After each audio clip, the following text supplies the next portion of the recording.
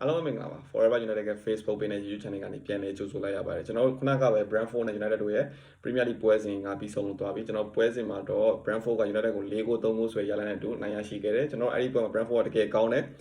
United အတွက်ကတော့ဒီပွဲကနိုင်လဲမထူဘူးရှုံးလည်းမထူဘူးဘာမှအကျိုးသက်ရောက်မှုမရှိဘူးနီးပြတော့လည်း PR ကဒီပွဲမှာမရှိဘူးအဓိကကစားသမားတွေတိုင်းအားမြင်ရဖို့ပဲပြီးတော့အဓိကကစားသမားတွေသူချမ်းပြီးကစားဖို့ပဲအဲ့ဒါတော့အဓိကသူ့ရဲ့ PR ပေါ့ဗျာဒါပေမဲ့ဒီနေ့ပွဲမှာရှုံးတာက United ပရိသတ်တွေအတွက်လည်းအရင်လောင်စရာလည်းမရှိဘူးဘယ်သူမှလည်းလောင်မှာတော့မဟုတ်ဘူးဒီနေ့ပွဲမှာရှုံးတယ်လို့ပြောလို့ရတယ်အဓိကကစားသမားအချို့ကိုမတုံဘူး Bruno တို့ Casemiro တို့ကိုမထည့်ဘူးအဓိကဒီလူငယ်ကစားသမားလေးတွေကိုသူတို့နေရာပေးလာတယ် Obi Martin တို့ Harry Amas တို့ Frederick Saint တို့ကိုသူထည့်လာတယ်ဒါပေမဲ့ဒီကစားသမားလေးရာဒီတိုင်းပဲအတွေ့အကြုံယူတဲ့အနေနဲ့သူကနီးပြနေတဲ့တုံးတာပဲဆိုတော့အဓိကကစားသမားတွေကိုသူမတုံးနေတဲ့အတွက်ဒီနေ့ပွဲမှာကျွန်တော်တို့ကရှုံးအောင်အတွက်လည်းလောင်စရာအကြောင်းမရှိဘူးဒါပေမဲ့နောက်ပိုင်းကျွန်တော်တို့လည်းဒီပွဲမှာဗျာမထည့်စေချင်ဘူးအမှန်တိုင်းပြောရင် Bruno တို့ Casillas တို့ရှင်းပြရင် Manu တို့ဘာလို့တော့မှကျွန်တော်မထည့်စေချင်ဘူးဒါပေမဲ့သူအနေနဲ့သုံးရတာပဲနောက်ပိုင်း Ahmad Diallo တို့ဘာလို့ဒုတိယမှာသူသုံးရတာပဲ Linio တို့လည်းသူထည့်ရတာပဲအဓိကဒီလေးနာဝါရဲ့အတွက်ကျွန်တော် Maguire ကိုလည်းသုံးရတာပဲအမှန်တကယ်ဒီကစားသမားတွေကကျွန်တော် Europa League ဒုတိယကြော့မှာအများကြီးအသင်းအတွက်ကိုအရေးပါမယ်ကစားသမားတွေဗျာအဲ့တော့တခုဖြစ်လို့မရဘူးဗျာ injury တခုထိလို့မရဘူးအဲ့အတွက်အများကြီးအသင်းအတွက်ကိုရေးကြည့်တယ်ဒီပွဲမှာကျွန်တော်ကစားသမားတယောက်နာဝါရင်ကျွန်တော်အသင်းအတွက်အများကြီးနစ်နာတယ်ဒီနေ့ပွဲမှာဒီလေးနာဝါရတော့ကျွန်တော်တို့အများကြီးဒါကစားသမားကဘယ်လောက်ထိနားမလဲတော့ကျွန်တော်မသိသေးဘူးကျွန်တော်သိရလဲကျွန်တော် post တင်ပေးမယ်ဒီနေ့ပွဲမှာကျွန်တော် United ကပထမပိုင်းမှာကဒီကာနာချို pass လုပ်ပေးတဲ့အလုံးကိုကျွန်တော်မေဆန်မောင်းကလှလှပပပေးသွင်းသွားတယ် 1-0 ဖြစ်သွားတယ်နောက်ပိုင်းမှာကျွန်တော်တို့ Luke Shaw deflect ဖြစ်ပြီးသူနဲ့ထိပြီးတော့ OG ဖြစ်သွားတယ်ကိုသုံးမပုတ်ထုတ်တယ်ဟာမမီတော့ဘူးလမ်းကြောင်းပြောင်းပြီးဝင်သွားတယ်နောက်ထပ်တစ်လုံးကဒီလစ်ကို found တယ်လို့ထင်တယ်ဒါပေမဲ့ကစားသမားတွေက found တောင်းတယ်ဒါပေမဲ့ဒါတော့မပေးဘူးမဖောင်းလို့ထင်တဲ့အတွက်ဒါပေမဲ့ဒီလက်ကနာသွားတယ်အဲ့မှာကျွန်တော်တို့ဟိုကောင်ကခေါင်းတိုက်ဖြတ်တင်မောပေးလိုက်တယ်အဲ့မှာဟိုကောင်ခေါင်းတိုက်တယ်ကိုးသွားတယ်ပထမပိုင်းမှာတော့ကျွန်တော်2-1နဲ့ကျွန်တော်ရေးနေတယ်ဒုတိယပိုင်းမှာကျွန်တော်တို့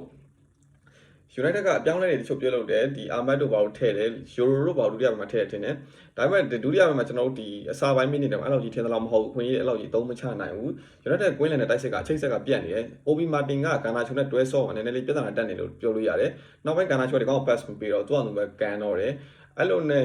ဒီ80တို့84မှာဇက်တိုက်ကိုပေးလိုက်ရတယ်ဗျာဒီဥဆောင်ကိုဇက်တိုက်ကိုပေးလိုက်ရတယ်ကျွန်တော်4-1လောက်ထိဖြစ်သွားတယ်နောက်ပိုင်းမှာကျွန်တော်ကာနာချိုက4-2ဖြစ်မဲ့ကျွန်တော်ခြေပါကိုတကူကိုအဝေးကနေကျွန်တော်လှလှပပကန်သွင်းသွားတယ်စောကြီးရဲအကောင်အဲ့လိုသွင်းရမှာအဲ့ဒီအချိန်မှာတကောင်သွင်းတယ်ပထမပိုင်းမှာတကောင်သွင်းတာဆောက်လွဲတွေလူထိလိုက်ပြန်ထွက်လာလိုက်နေအဲ့လိုမျိုးဖြစ်နေတာနောက်ပိုင်းမှာကျွန်တော်တို့ဒီ Ahmad Diallo တစ်လုံးခြေပါကိုသွင်းတယ် 4-3 ဖြစ်သွားတယ်ဒါပေမဲ့ထပ်လိုက်လို့တော့မမီတော့ဘူးပွဲပြီးသွားတော့ကျွန်တော် 4-3 နဲ့ပဲပွဲပြီးသွားတယ်ဒီနေ့ပွဲမှာကျွန်တော်တို့ထူးခြားပြောစရာတော့မရှိဘူးအဆိုးရဲ့အကောင့်ဆိုတော့ကျွန်တော်မေဆန်မောက်ကိုပြန်တင်တာကောင်းတယ်ဂါနာချိုကိုရသွားတယ်ကောင်းတယ်ဒါပေမဲ့ဒီနေ့အသင်းရဲ့ cancel ပိုင်းနဲ့ကိုသမောက်တော့အနေနဲ့လေးတော့အားမရဘူး Barina ဆိုတာကကျွန်တော်တို့လက်ရှိ level ရဆိုရင် United နဲ့မသိတော့လို့ပြောလို့ရတယ်ဒီနောက်တဲ့ကိုသမားတအုပ်ကိုကျွန်တော်တို့အနေနဲ့အရန်ကိုသမားဖြစ်ဖြစ်ကျွန်တော်ရှားသိနေလို့ထင်တယ် Onana မသိကြရင်လည်းနောက်တဲ့ဒီပထမဦးစားပေးကိုသမားကိုလည်းကျွန်တော်ဝယ်သိနေလို့ထင်တယ်ကျွန်တော်အဲ့လိုထင်တယ်ဒီနေ့ပွဲမှာတော့ကျွန်တော်လူငယ်ကစားသမားလေးတွေနည်းနည်းလေး weak ဖြစ်တယ်လို့တော့ထင်တယ်ဒါကလည်းသူတို့အတွက်ရှင်းပြရင်ဝေတန်းမတူပဲတက်ထိုးအောင်သူတို့ဖြစ်နေတဲ့အတွက်ဒါအပြစ်သွားပြောလို့လည်းမရဘူးအသင်းအတွက်လည်းအများကြီးဒီပွဲကအရေးမပါဘူးရှုံးနိုင်တယ်တန်းဆင်းရဖို့ကိစ္စတွေလည်းမရှိတော့ပြဿနာတွေလည်းမရှိတော့တဲ့အတွက်ဒီနေ့ပွဲကတော့အများကြီးတော့ပြောစရာမရှိဘူးဒါပေမဲ့ဒီလေးနောက်ကတော့ဒါအစိုးတစ်ခုလို့ပြောလို့ရတယ်ဒီနေ့ပွဲမှာနောက်တဲ့ကစားသမားတွေမနာဖို့တော့လိုတယ်ဒီနေ့ပွဲမှာ Casemiro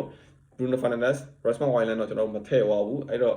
ကျန်တဲ့ဒီ Europa League semi final ဒုတိယကြောမှာတော့ဒီကစားသမားတွေအားရင်အပြည့်ပြည့်နဲ့ကစားနိုင်မယ်တော့ကျွန်တော်ယူဆတယ်ဘယ်လိုဖြစ်ဒီနေ့ပွဲအမြင်ရလက်လေးကိုလည်းကျွန်တော် comment box မှာကျွန်တော်ဝင်ရောက်ဆွေးနွေးခဲ့ပါအောင်ကျွန်တော်တို့ရဲ့ YouTube channel လေးကို subscribe လုပ်ခဲ့ပါအောင်ကျွန်တော် TikTok link တွေကိုလည်းကျွန်တော် post caption မှာကျွန်တော်ထည့်ထားပေးပါမယ်အဆုံးထိကြည့်ပြီးတော့အားလုံးကိုကျေးဇူးတင်ပါတယ်